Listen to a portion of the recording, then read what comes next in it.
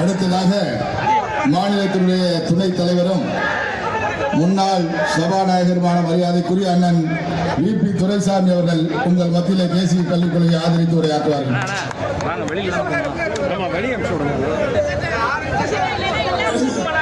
மாபெரும் பொதுக்கூட்டத்தில்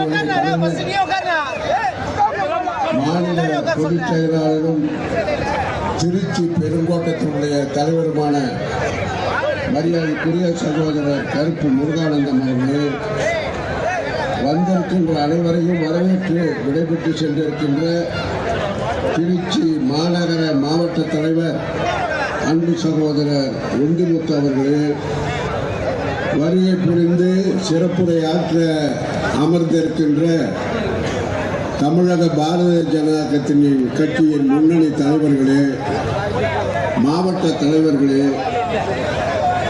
பெருந்திரளாக குழுமி இருக்கின்ற கூட்டு கேட்டேன். இருட்டுக்கடை அல்வா வாங்கிறதுக்கு வரலன்னு சொன்னாரு.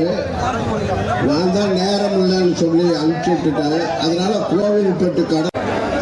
எனவே திருச்சியில் நடைபெறுகிற இந்த கூட்டத்தின் மூலமாக தமிழக அரசியலில் ஒரு திருப்பு முனை உண்டாகும். எனவே நமது மாநில கல்வித்துறை அமைச்சர் அவர்கள் முழுமையாக விஷயத்தை கற்றுக்கொண்டு பிறகு மேடையில் பேச வேண்டும், சட்டசபையில் பேச வேண்டும். நேற்றைக்கு கூடிய கூட்டம் 7 ஸ்டார் ஹோட்டலில் நடத்தி இருக்கின்றார் இந்த நாட்டினுடைய முதலமைச்சர். அதற்கு எத்தனை கோடி செலவானது, அது யாருடைய பணம், மக்களுடைய வரி பணத்தை வாரி இறைப்பதற்கு